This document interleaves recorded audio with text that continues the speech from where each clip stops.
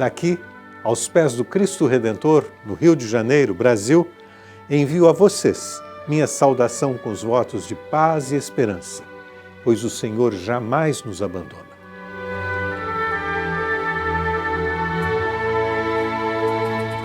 Across the globe, a growing urgency to adapt health systems is being driven by shifting populations, the rise of chronic diseases, and the sheer complexity of new challenges. In Latin America, this reality takes on its own colors.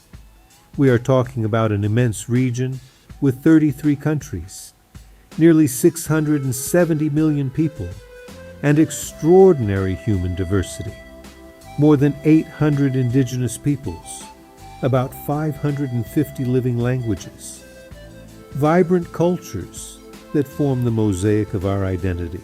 But it is also a region marked by deep contrasts: wealth and poverty, modernity and exclusion, progress and deprivation. The healthcare systems reflect these differences. In some places there is notable progress. In others, harsh inequalities persist. Lack of access, precarious services, and distances that seem insurmountable. Generally, we can summarize the region's health models into three types: the public and universal system, financed by taxes, which guarantees access for all; the social security system, supported by contributions from workers and companies; and the mixed system, the most common, where public, private, and social security coexist.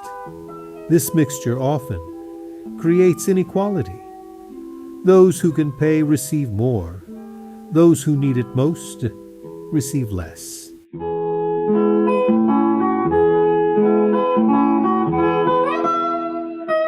But there are examples that inspire. Brazil's unified health system is one of them. Created in 1990, it is one of the largest public health systems in the world, serving more than 200 million people. It is based on three simple and powerful principles: universality, health is everyone's right and the state's duty; equity, caring first for those who need it most; integrality, uniting prevention, treatment, and rehabilitation.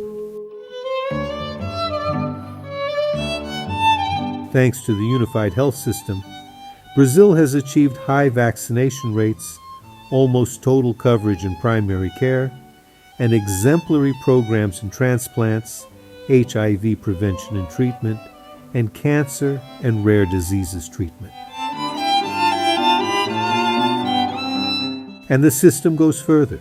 It brings care to indigenous peoples, maroon communities, and forest and riverside dwellers.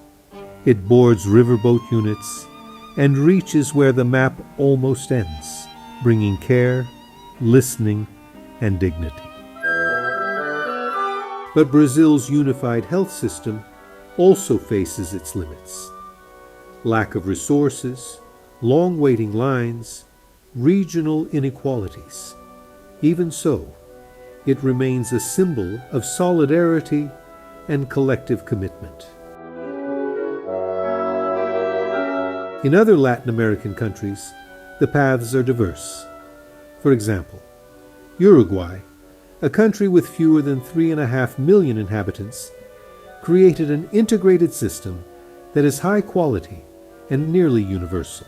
Colombia expanded its coverage through health insurance. Bolivia, inspired by Brazil, implemented its own unified health system in 2019. Meanwhile, Chile and Argentina live with inequalities between regions and between the public and private sectors.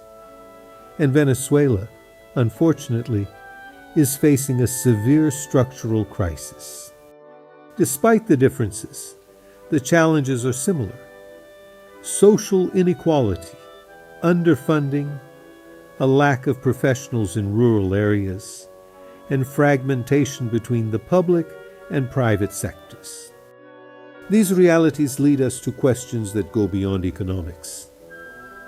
How can we guarantee equity in the midst of so much inequality? How do we sustain humane and inclusive systems? How do we respect diversity without leaving anyone behind?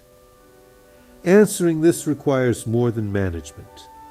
It requires ethics, solidarity, and a vision for the future. The countries of Latin America are called to strengthen public management, value their professionals, and invest in care that respects the culture and dignity of each person.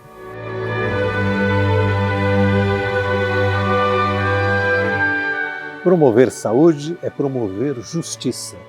É construir um continente onde a vida, toda a vida, tenha o mesmo valor.